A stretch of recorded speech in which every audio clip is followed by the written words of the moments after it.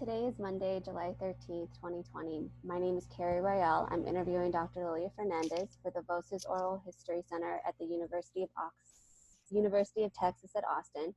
Please note that this interview will be placed at the Nettie Lee Benson Latin American Collection at UT Austin and Rutgers Oral History Association. If there is anything you do not wish to answer or talk about, I will honor your wishes.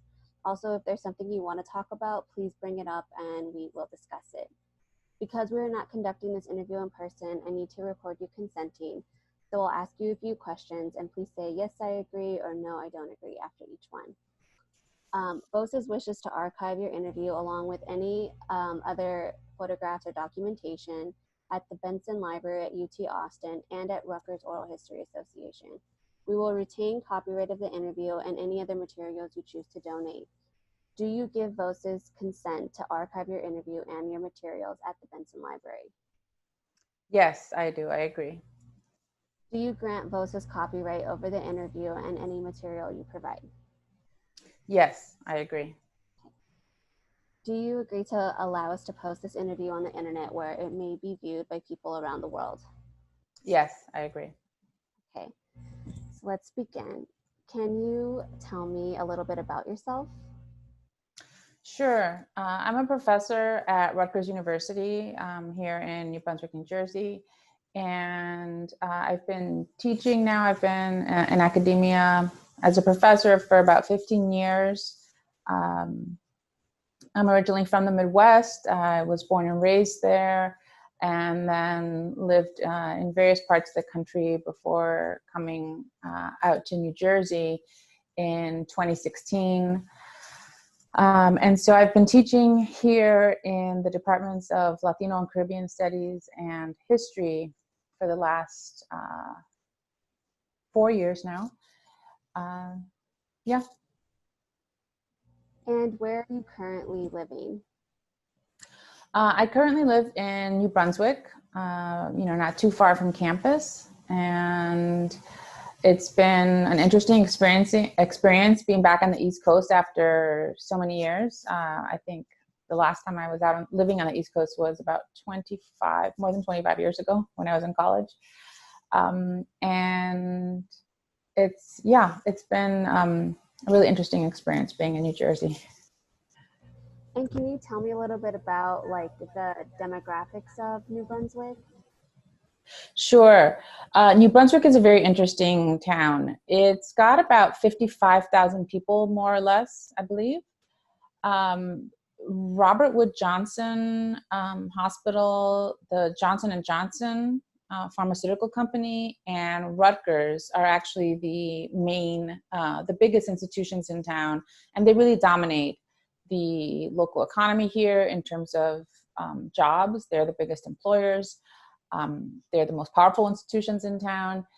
But what's interesting is how really divided and segregated the city is by race and class. So about 52%, maybe more, of the population is Latino or Hispanic. But you could very easily be on campus at Rutgers or work for J&J or be at the hospital and not get a sense of that at all, because the Latino community, particularly the immigrant community, tends to be in certain parts of town.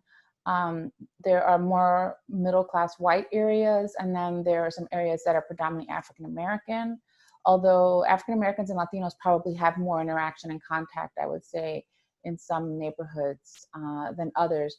But New Brunswick is also really a city of sharp contrasts, because while some of the professionals at the hospital, the university, and Johnson & Johnson do live here in this city, the overwhelming majority of the residents, I think, are much more lower income.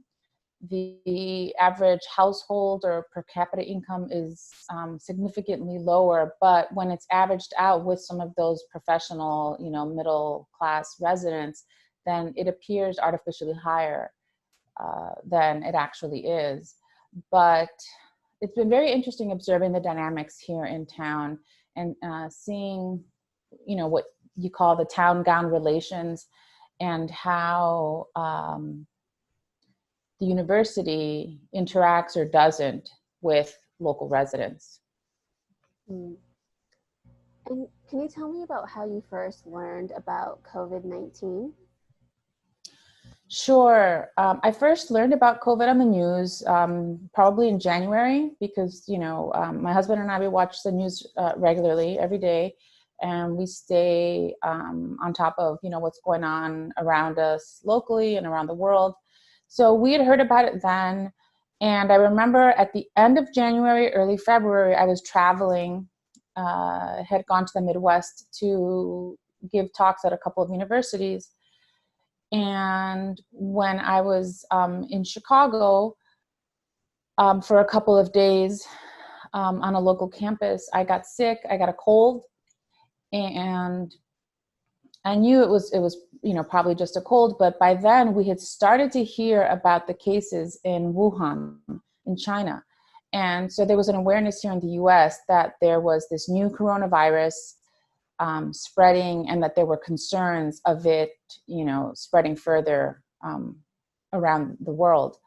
So a faculty member who I encountered during my visit made a joke when I said that I was sick and I had a cold. He said, "Oh, I hope it's not coronavirus." And, I didn't think much of it at the time. Although when I mentioned it to another faculty member, she was a bit appalled. She said, "This isn't something to be joking about. People are actually dying from this new virus." But it was obvious that people had awareness of this, at least in the university setting where I was visiting. And people were very cautious not to get too close. I tried not to shake hands with people, largely because, whenever someone has a cold or flu, you realize how easy it is for those germs to spread. And so I was trying to prevent that. I didn't want to get anyone sick. But that was, I would say, the first time that I really started to think about the spread of the coronavirus, and, became more conscious of it here in the US. And at what point did you realize it was very, very serious and impacting the United States? So I think by early March, maybe late February, we started to hear about cases here on the East Coast in New York and New Jersey. And because New York was the first epicenter of the infection, as was Bergen County, Teaneck, New Jersey, right across the Hudson River, we became aware of it rather quickly. And as we started to hear very small numbers initially, right? Just, one infection, one death, or, a few reported cases, I think that started to worry people. And as we saw the numbers start to grow rapidly, then it became a very serious concern. By early March, by the second week of March, I believe it was the week of March 9th, the university, Rutgers University, announced that they would be canceling classes for that Thursday and Friday, the 12th and the 13th, I believe. And that was right before our spring break was to begin. So they canceled classes those last 2 days. And then they told us that once we returned from spring break, we would be moving entirely to remote teaching. I believe it was shortly after that the governor made an announcement of shutting everything down, basically telling people to stay at home, shutting down all businesses except for any essential services like grocery stores, gas stations, that type of thing. And so at that point, it became very serious. And it was pretty scary, to be honest, because everyone realized that the numbers were growing, that this was spreading, that it was very deadly because there were so many people dying, particularly older people in nursing homes or elderly people with pre-existing conditions. And so I think it made us all feel very vulnerable. And this was the moment when everyone started to run out to the grocery stores to stock up on food and toilet paper and all sorts of things. And that general public anxiety, I think, just fueled everyone's anxiety even more. It kind of fed on itself. because all of a sudden people started to, I think, panic a bit and think, oh my gosh, what if we're stuck at home for weeks and we run out of food? You know, how are we going to survive? So I remember, you know, going to the store and trying to stock up on some canned goods and things like that, just in case, because, you know, we had no idea what was in store for us. And what was going to the grocery store like? Can you describe that those experiences? Sure. Going to the grocery store became an ordeal, to be honest. The store I most frequently shopped at was Trader Joe's. There's one about 15 minutes away from my house. And they began implementing, you know, safety precautions pretty quickly. And so they were only letting a limited number of people into the store, only one at a time to enter. So we start to have long lines outside. You had to wear protective equipment, you know, a mask. Everyone had to have a mask, and you had to stand in line 6 feet apart, socially distant. It was frustrating, to be honest, because usually a shopping trip that would take no more than 30 minutes or so became like an ordeal of over an hour sometimes. And it was also very stressful. As soon as I got into the store, I felt a bit, you know, I felt a high level of anxiety, I will say, of feeling like I had to get everything I needed as quickly as possible and get out of there, because it felt like a dangerous environment. Just being out in public anywhere felt really dangerous. And so anytime I left the house to go grocery shopping or, you know, to the pharmacy to pick up medicine or something, it really felt like you were taking your life into your own hands. Like you wanted to be outside as little as possible, have as little contact with other people. Yeah, it was a really scary experience. And what type of protective equipment did you wear when you would leave the house? So I was taking a mask. Fortunately, I had one of those surgical masks, those green and white ones from medical offices. I had one that had been left over from a visit I'd made to, I think, an urgent care clinic when I had caught a cold before or something like that. And so that's what I was using. And then I also used just, you know, plastic gloves, latex gloves, the kind that you use for dishwashing.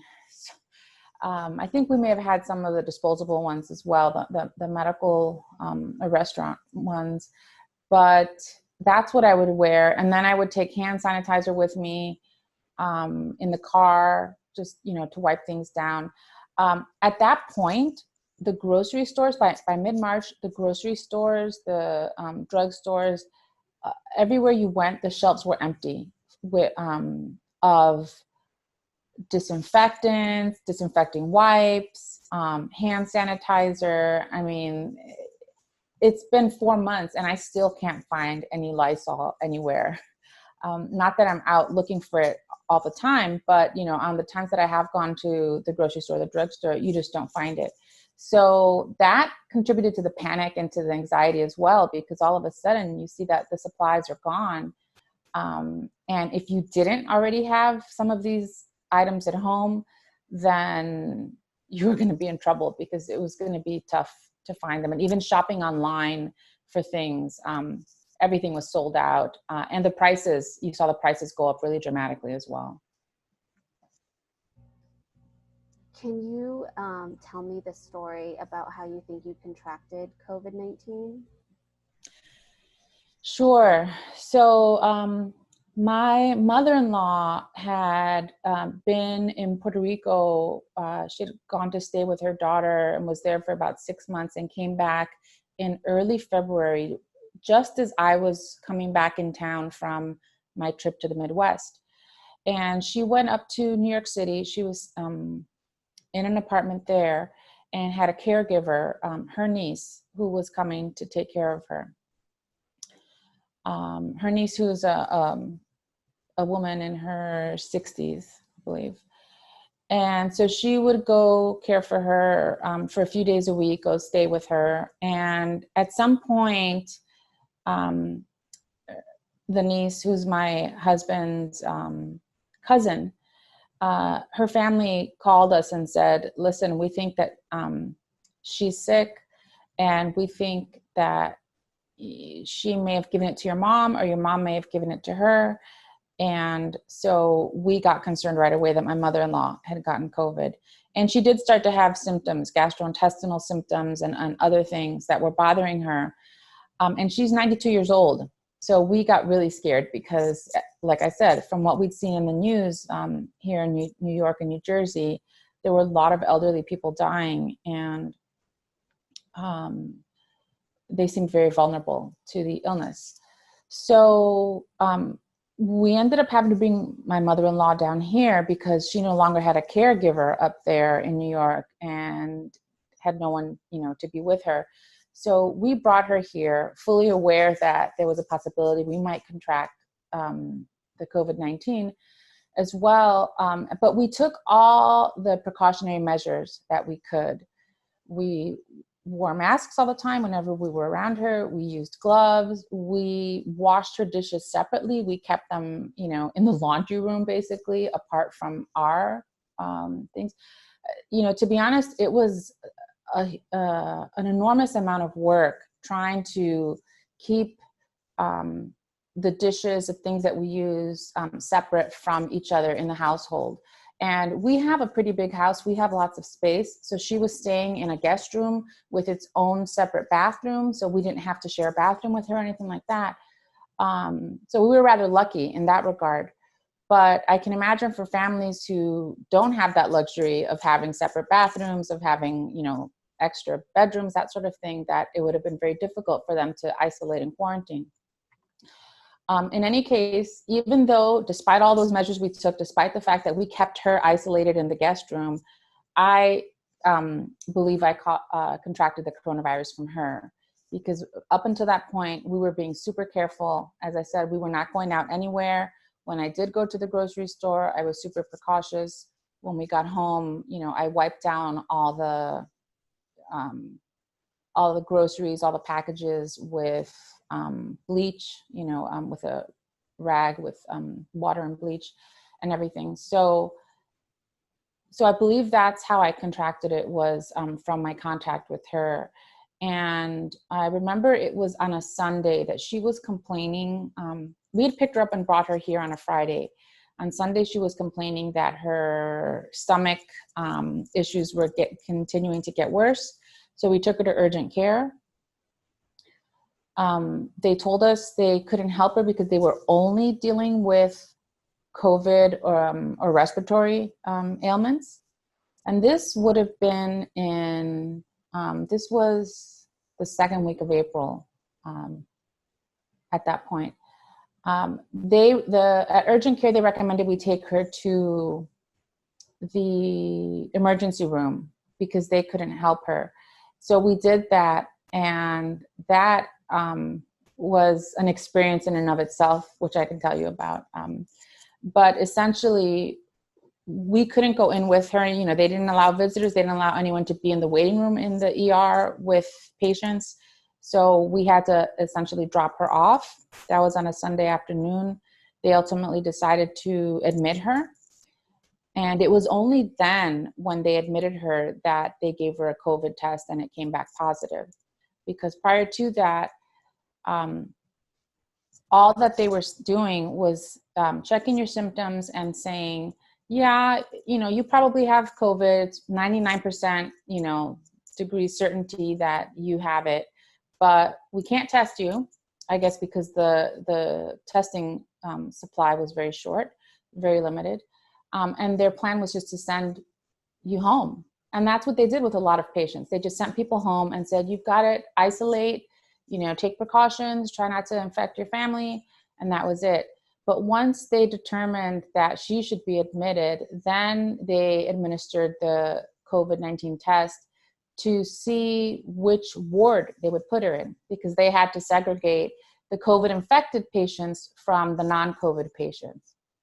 And that's when we got confirmation that she, in fact, did have it. And it was that day and the next day that I and my husband started to develop symptoms. His went away rather quickly within a few days. They were not very severe, but mine continued pretty severe for about 2 weeks, and then they kind of waned after that. And what type of symptoms did you have? All sorts of very strange things. I felt a lot of fatigue. I had some gastrointestinal symptoms initially as well. I had a really terrible headache that wouldn't go away no matter how much Tylenol I was taking, because, you know, we had heard already at that point that you shouldn't take NSAIDs, any anti-inflammatory medicines like ibuprofen or naproxen sodium. So we were taking acetaminophen. So the headache that wouldn't go away, I started to have body aches as well, in really strange places around my body. I had a low fever also that was not going away with the acetaminophen either, or would not stay down, you know, unless I kept taking it. And I basically spent, you know, several days in bed. And at one point it got really severe, actually, or we had to call the ambulance. I was having shortness of breath, and I had started to feel really like confused and disoriented, you know, like delirious. And I got really concerned, and I told my husband, you know, I was confused. I said, what's going on?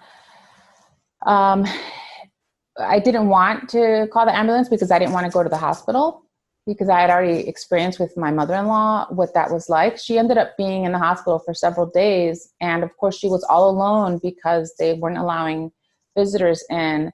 You know, her cell phone wasn't charged, and so we couldn't call her.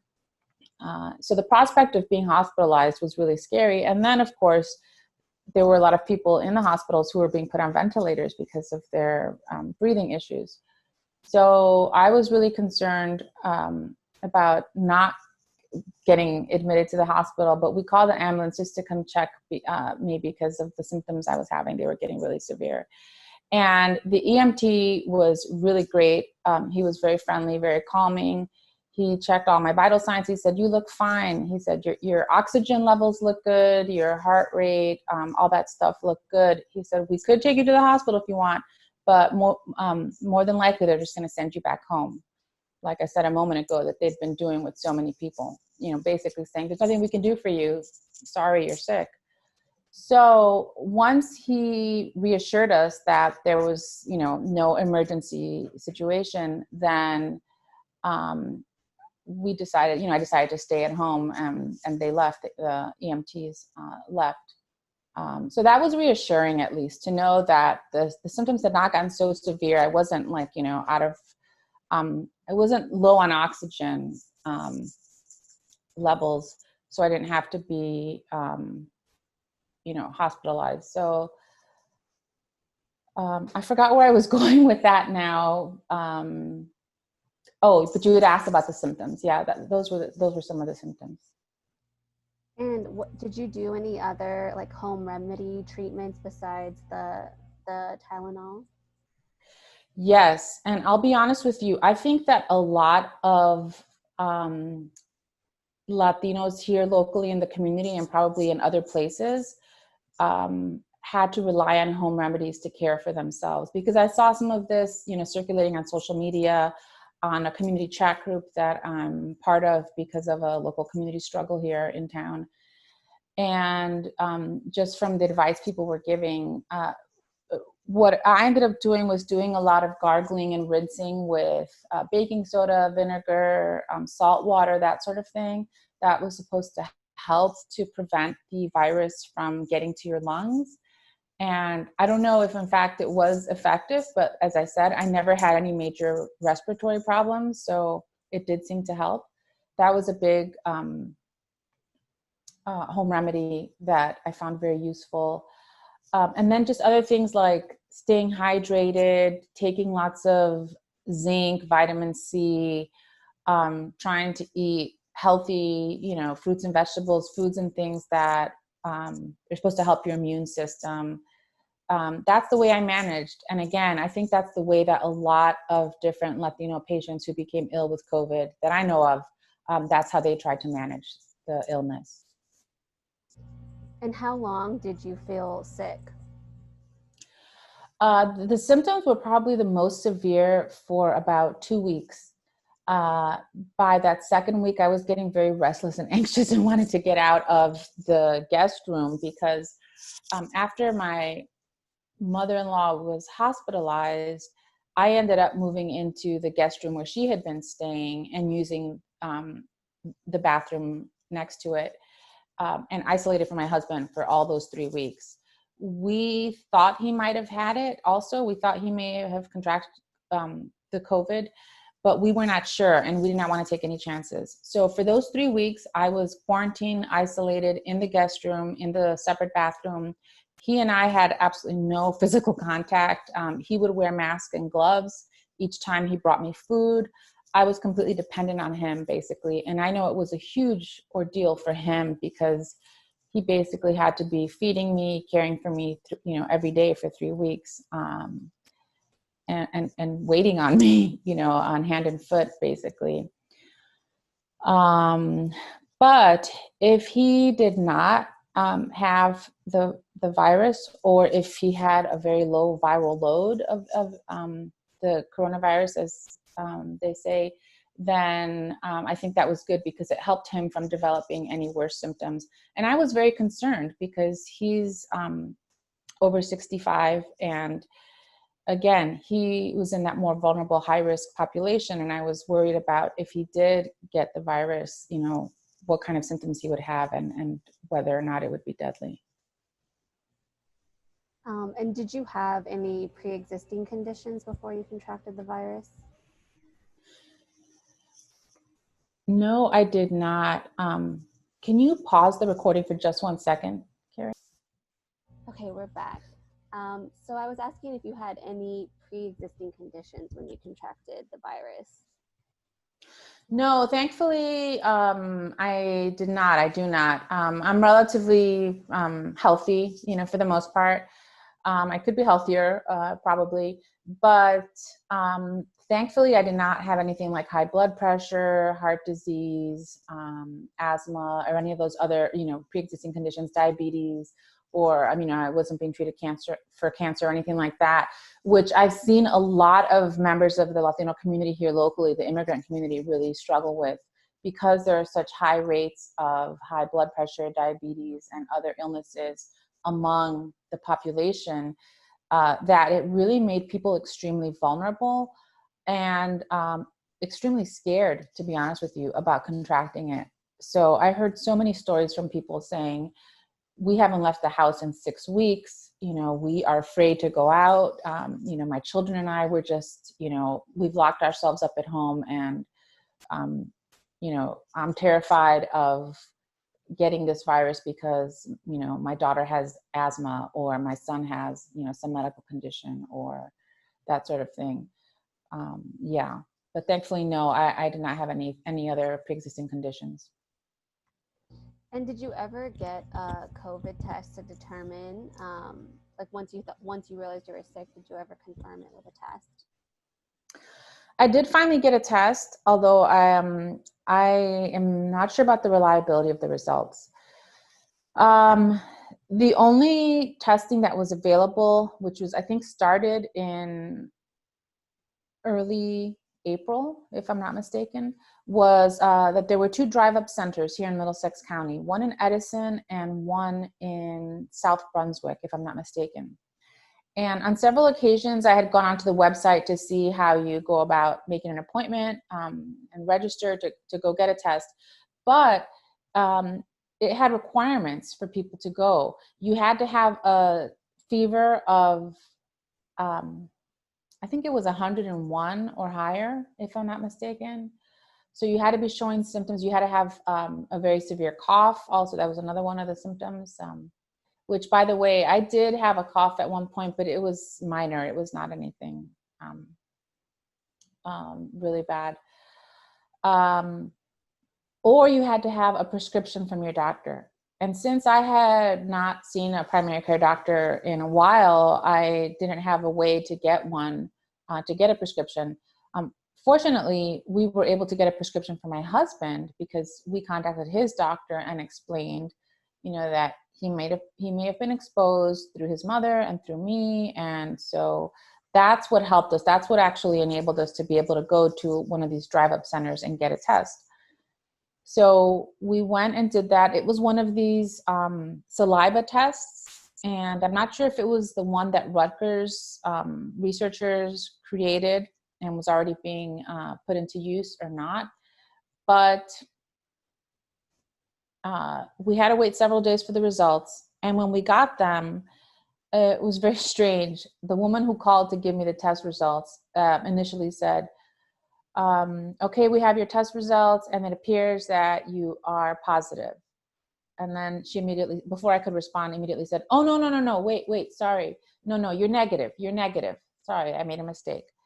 So then I was confused and I thought, okay, did she read the wrong results? Is she looking at the wrong file, or what's going on here? But then a few hours later, they called my husband and told him that he was also negative. However, we were not able to get tested until about 12 or 14 days after we had first started to have symptoms. So our theory was that either the amount of the virus had declined so dramatically by then, because as I said, I was doing all those home remedies. We were loading up on, vitamins and supplements, everything we could to try to, boost our immunity to fight this virus. And so we suspect that either the virus was too low to be detected at that point, or the tests were faulty and unreliable.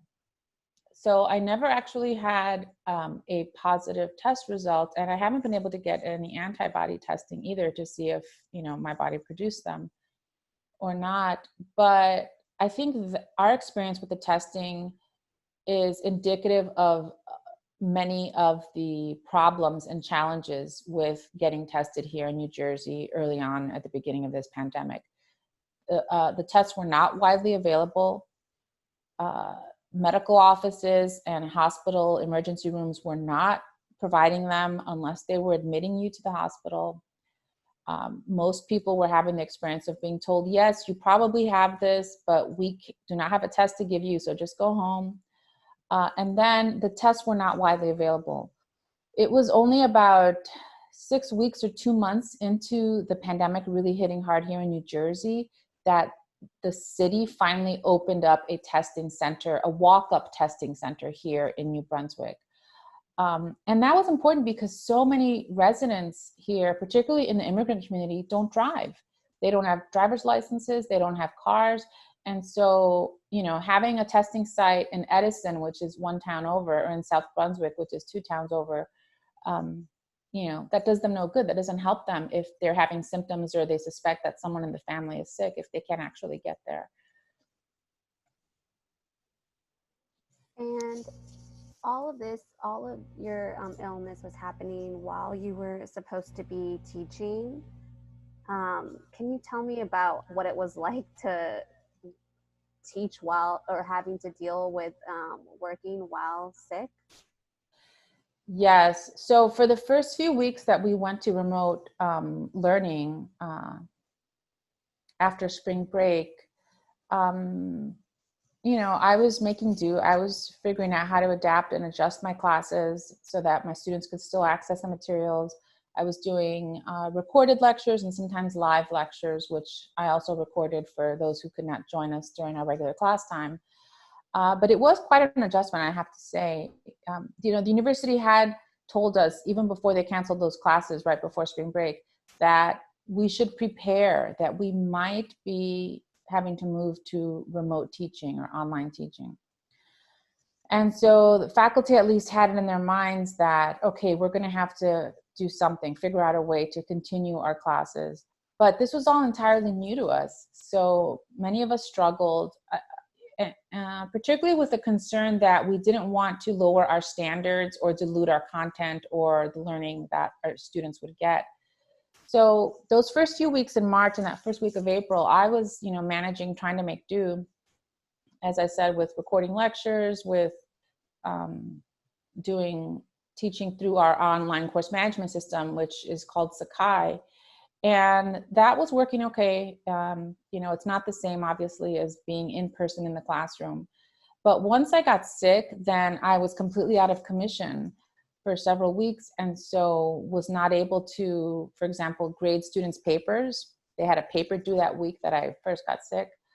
I couldn't respond to their emails. I didn't even have access to my computer because it was in my office, my home office here. And again, as I said, I was isolated in a guest room and didn't even want to leave this like corner of the house to go over there for fear of potentially infecting my husband, spreading, the virus to him.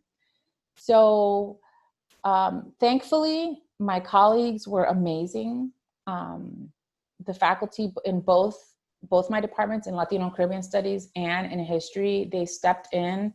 They took over helping me with grading student papers, with communicating with my students and letting them know that I was ill, and telling them, to keep up with whatever assignments I had, posted for them, that sort of thing.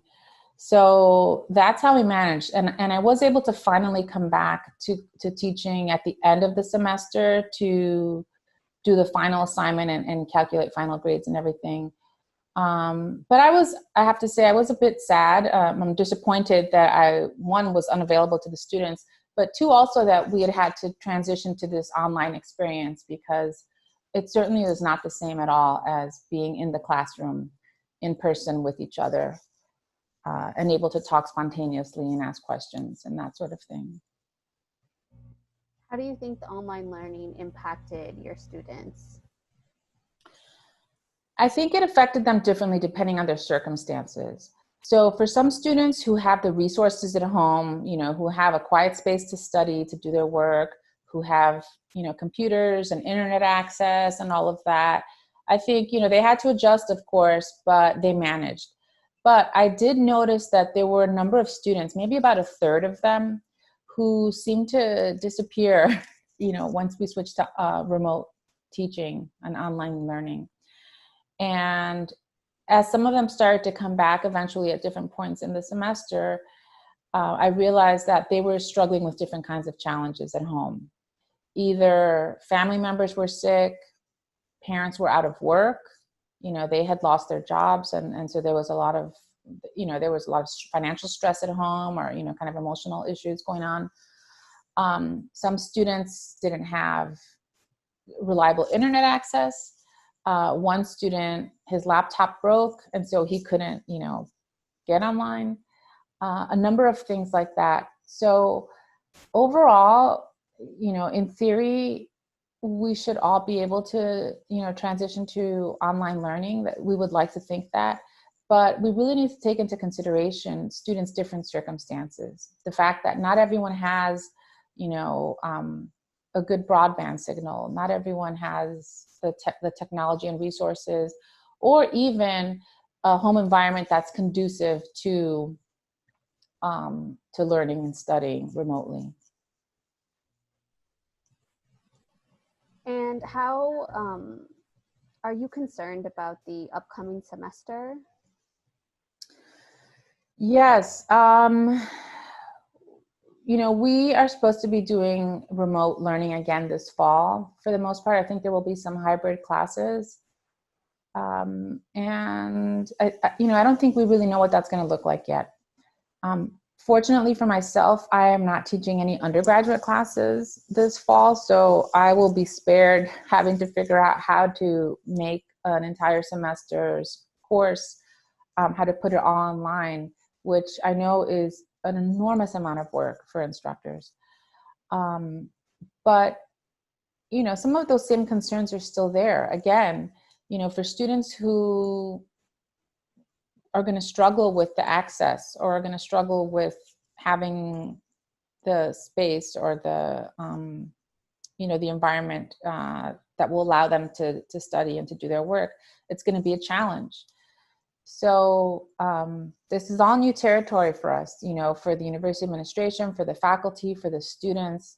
And I think that, many of us are trying to do the best that we can and trying to balance the priorities of keeping everyone safe, trying to stop community spread of the virus, at the same time that we're trying to make sure that we're continuing, we're not disrupting students' education and that they're continuing to learn, that we're continuing to teach, etc.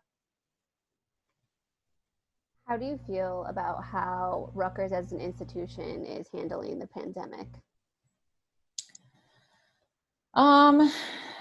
I guess I have mixed feelings about it. On the one hand, I think that the university tried to respond quickly and, did a good job in terms of canceling classes and announcing the shift to remote learning early on. I think that they really didn't have a choice, though, to be honest, because, again, the virus was spreading so quickly here in New Jersey and neighboring New York City. And we saw what was happening internationally as well, in China and in Europe, especially in Italy. So it made sense to shut things down. At the same time, the university could do a much better job of supporting its workers, its employees, particularly the most vulnerable, who they've laid off recently and who they've furloughed. So that has been rather upsetting to see that the university has not offered better solutions in that regard. And the faculty and graduate student union did suggest a furlough plan, a work share plan, where our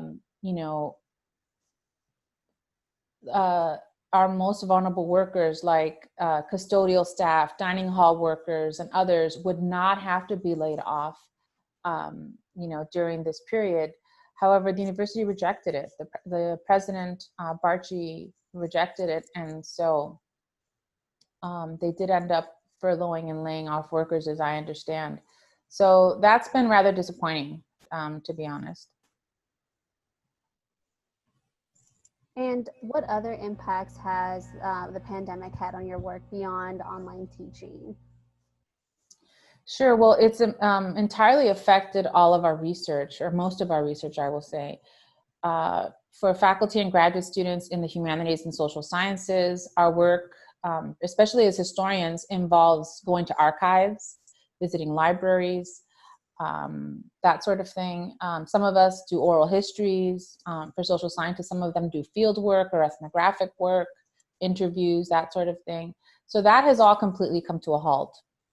And we've even had trouble with accessing library materials because, of course, the library is shut down. And that was something that the faculty union pushed for in order to protect library employees and staff, because they remained open for a while, even after classes were canceled and we went to remote learning. So it has affected our work in that regard. In some ways, it felt like, we're kind of unmoored, like, somewhat rudderless, because what do we do now if we can't do our research? We can't go to the archives. We can't, do in-person interviews. But I think we've started to adjust and adapt to that new reality. And as much as we can, we're trying to access materials online, do interviews online, and continue planning for someday in the future when hopefully the archives open up again and we can return to our research in person. And now to switch gears a little bit, can you tell me about the work that you've been doing around saving the Lincoln Annex School? Sure. So in December of 2019, about 7-8 months ago now, my husband brought to my attention an issue that was happening here locally, which he had found out from a local journalist. And that was that there seemed to be plans to close a local public school, the Lincoln Annex School, which serves about 750 students. 94% of them are Latino. 86% of them are identified as quote unquote economically disadvantaged. And the community, as I mentioned earlier, is largely immigrant, mostly low income. These are working families, you know, people who work in the restaurants, in, you know, the service sector and the factories and warehouses here in the area, cleaning houses, you know, as nannies, that sort of thing.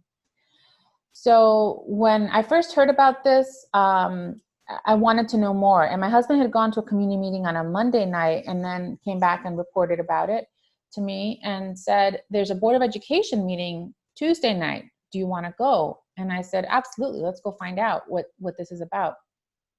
So we went, and I immediately began to see from the way that the Board of Education operated their meetings in a very arrogant fashion, you know, really focused on the kind of, you know, public image of the board, but while at the same time they seem to be misleading the parents or not being honest and forthright with them, I could sense right away that something was up. And then people in the community during the public comments time began to come forward and express their opposition to the closing of the school. The board, of course, continued to deny that this was even happening. They kept saying these were rumors. They had no plan before them. So they were, you know, pushing this off and lying to the parents, essentially. So I ended up speaking, you know, kind of spontaneously at that meeting during the public comments as well, and just voicing my opinion as a taxpayer in town, voicing my opposition to the closing of a public school because of the harm that it would potentially do to children. You know, closing any public school is never a good thing. And I have seen the impact it had, for example, in Chicago, my hometown, when the former mayor, Rahm Emanuel, had decided to close 50 public schools, primarily in African American and Latino areas of the city. So after that, this was right before winter break for the university. We wanted to get the word out to folks on campus, but of course had to wait until we came back to classes in January. But we did let our faculty union know, the AAUP-AFT, and they immediately expressed support and started to work with us. So eventually, by January, we had formed a coalition, the Coalition to Defend Lincoln Annex. And this was made up of a number of different community groups, some of which are immigrant advocacy or immigrant rights groups, other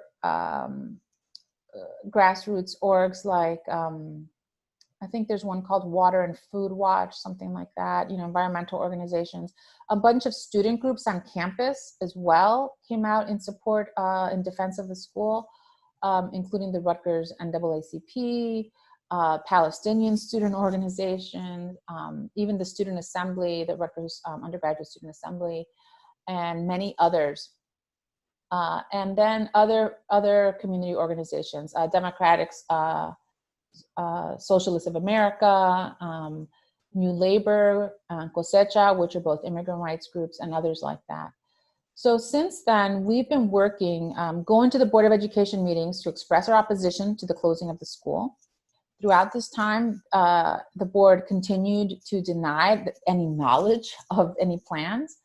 And it was rather disingenuous, and it became very clear that this was, you know, they were basically trying to cover all of this up, because it turned out, I later learned, that the mayor had announced back in June of 2019 that the hospital, Robert Wood Johnson Hospital, had plans to build a new cancer treatment center here in town. He did not explicitly state where that would be located, what site it would be done on. But by October, November, that's when the community started to hear inklings of the fact that it would be on the Lincoln Annex school site, that the plan was to sell it, to demolish it, and then to let RWJ build their facilities there. So that is a community struggle that we started working on really passionately and you know, really day and night on trying to defend this Latino immigrant community and its children against powerful institutions that really could care less about, you know, displacing them or sending them elsewhere and disrupting their education. And What is the what has been the impact of COVID-19 on this type of organizing? The pandemic had a huge impact on us.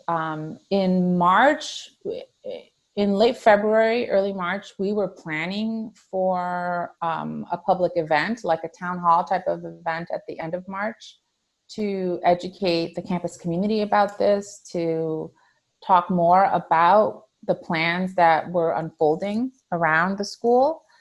And all of that, of course, came to a halt because of the statewide shutdown, because the campus closed, because we could no longer gather in public. I remember there was actually a lot of debate around one of the last meetings we had with parents and community members, where some people, strenuously objected to us meeting in person, and others of us thought, no, we can still meet. And I remember going to that meeting with my husband, and he wore a mask the whole time. I think he was the only one who was wearing a mask. But, it's completely destroyed our efforts to gather, to engage with the public and to educate people. So everything basically had to move online. All of our efforts had to move online.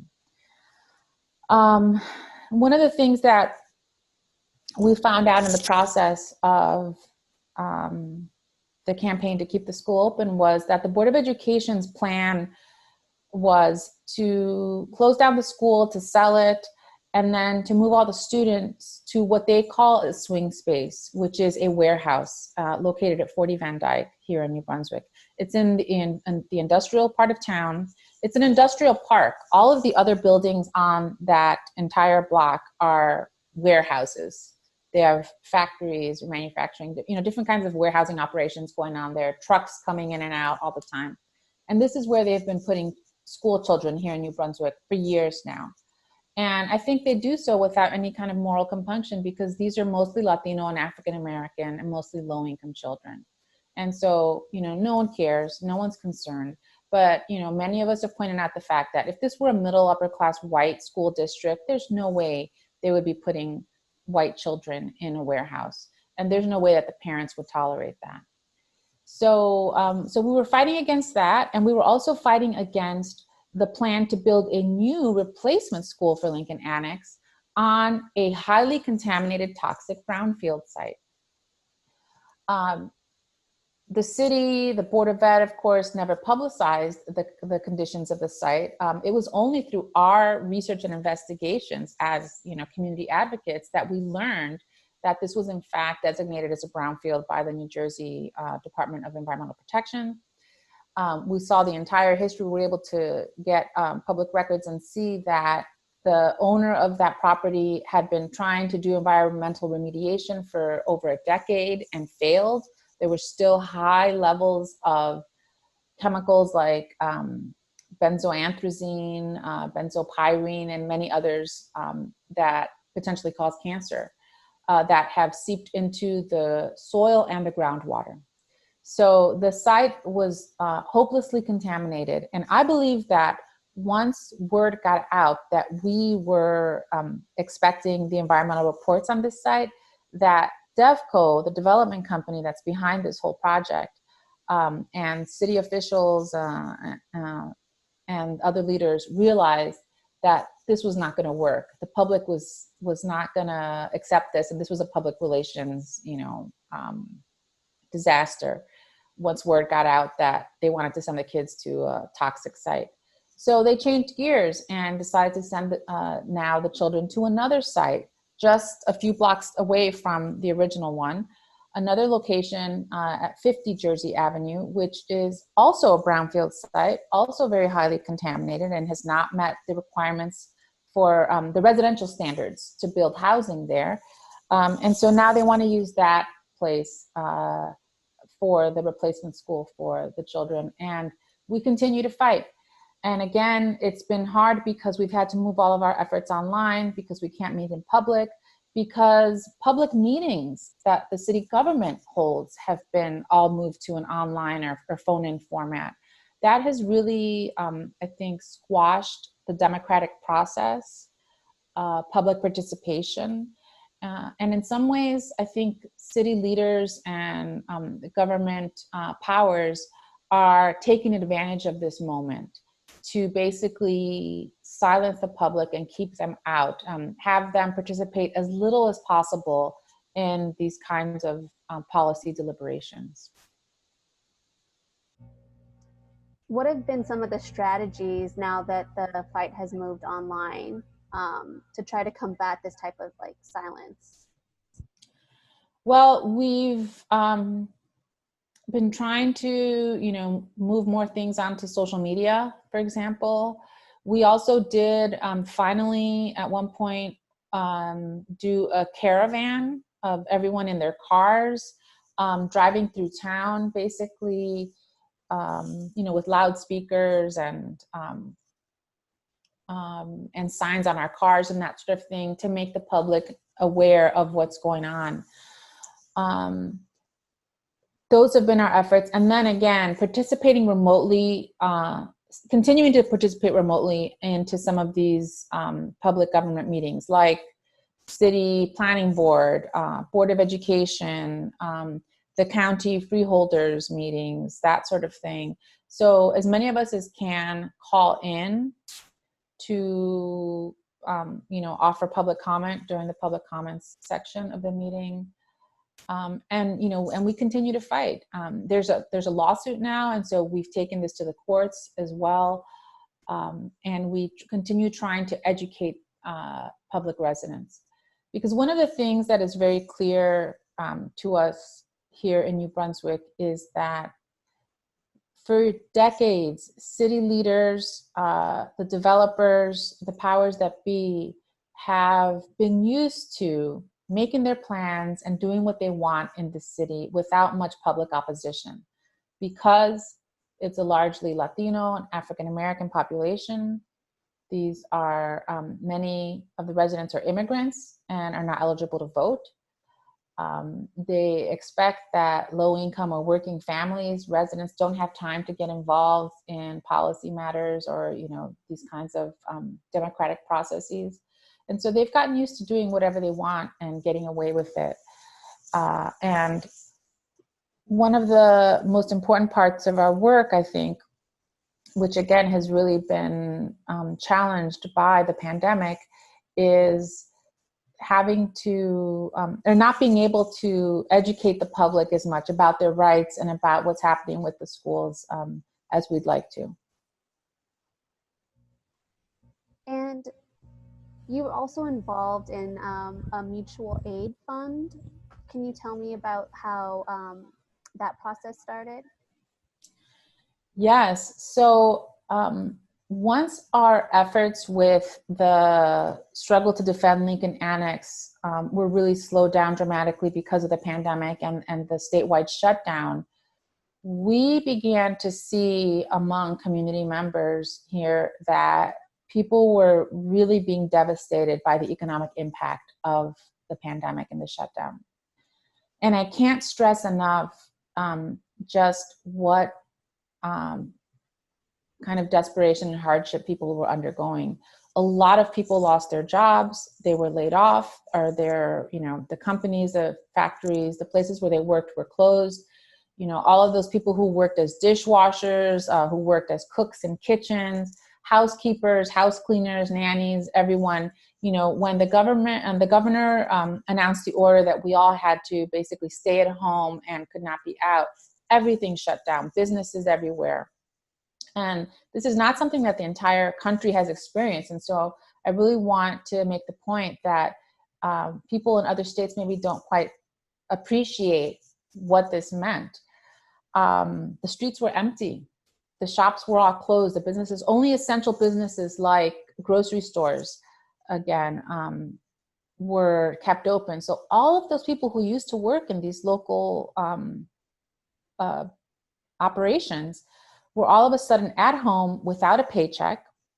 And many of them, the most vulnerable, particularly the undocumented, do not have access to unemployment compensation, to any stimulus relief, to any other kind of government provided support or relief.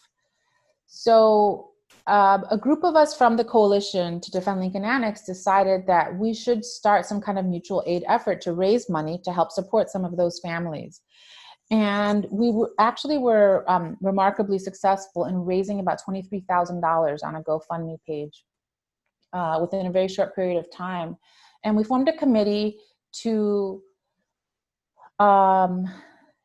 interview people and assess their situation, determine, what their economic situation was, and then to determine if they were eligible for small grants that we were offering.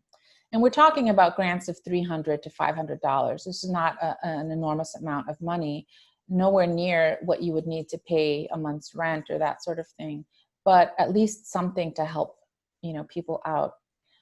And I should mention that we were doing this in partnership or collaboration with a number of other organizations here in town. Some religious groups, the DSA, Democratic Socialists, New Labor, and Cosecha, the immigrant rights groups.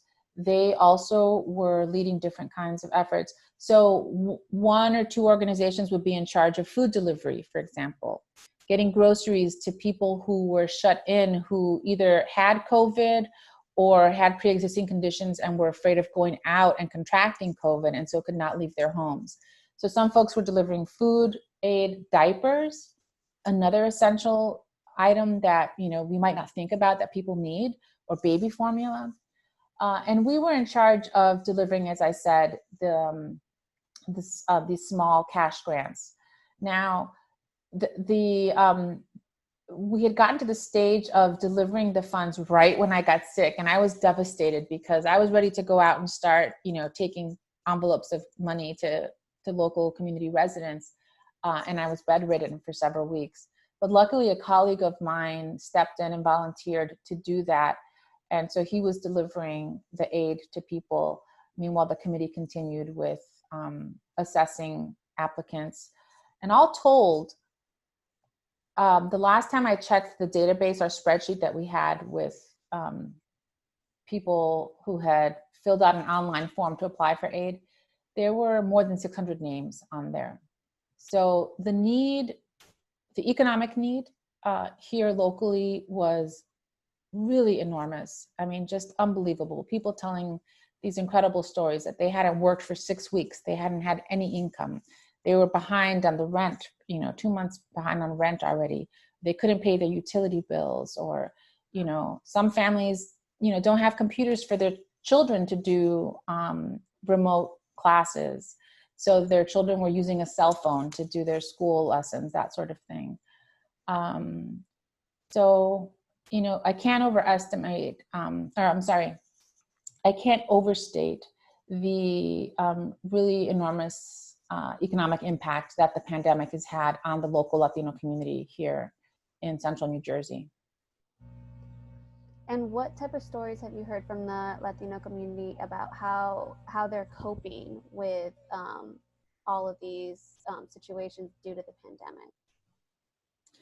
Yeah, I have to say that, there's a lot of anxiety and fear. I think there's a lot of worry about the uncertainty of the future.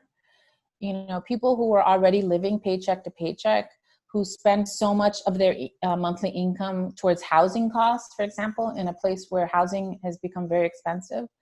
They didn't have the luxury of being able to save, of being able to, put money aside for a rainy day and have, an emergency fund like most Americans. I think the average American does not have $400 for an emergency, that sort of thing. So people were already living very precariously before the pandemic. Again, struggling paycheck to paycheck to pay for housing, to pay their bills. They also live in very crowded conditions. Many people share an apartment or a house with other, unrelated adults or, families in order to split the costs.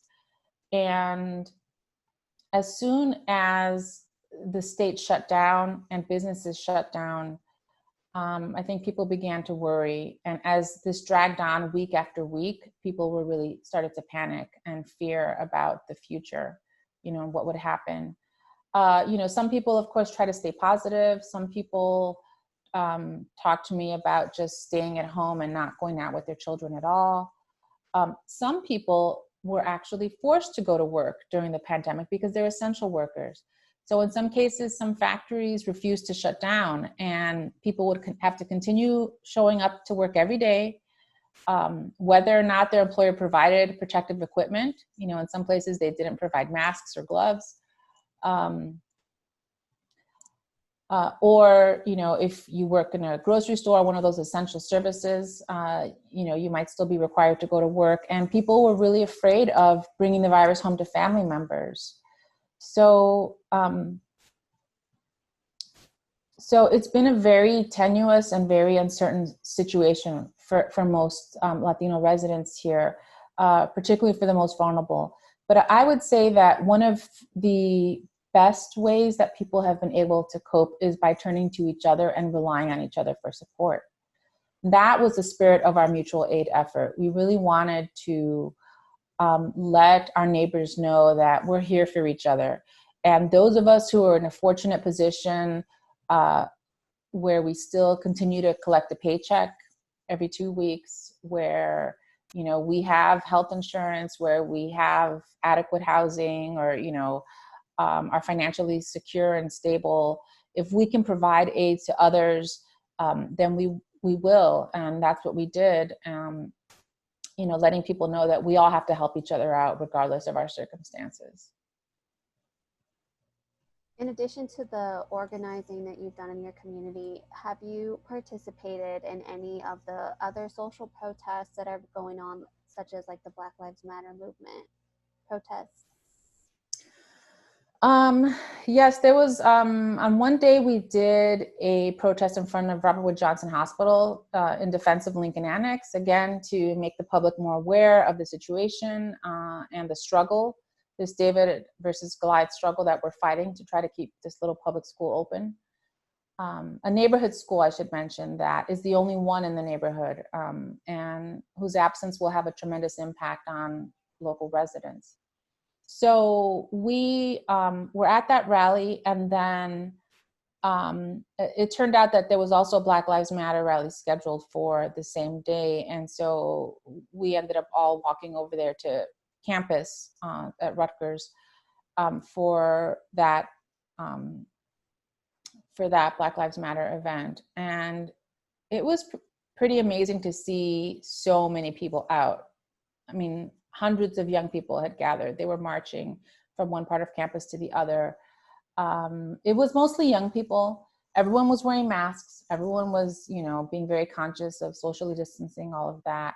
But people were very impassioned about the issues, the police brutality that we've witnessed as of late, that, it's just been so absolutely heinous and so bald-faced, with the video of the George Floyd murder. So people were out, to protest that and to, I think, express their frustration and their anger about the situation, particularly at this moment when we're all feeling so vulnerable with the spread of the pandemic. And what are some ways that you've coped with all of the stresses and anxiety due to the pandemic? I will say it has been very stressful and I've been very anxious for the last several months. There's no way around it. It's, particularly if you're paying attention to the news, I think it makes you worry more. But since I was involved with the mutual aid campaign, and since I'm connected to the local immigrant community here, I have seen up close, some of the challenges and hardships that people are struggling with. And it's scary, to be honest. It's been really nerve-wracking thinking about what the future will hold in so many different ways, economically, politically, socially. What are we going to look like 6 months from now, a year from now? How is the immigrant community going to weather all of these different crises that have come together at the same time? How are school children going to continue learning, in this online modality? How are we going to continue doing our work as university professors and instructors? with our students.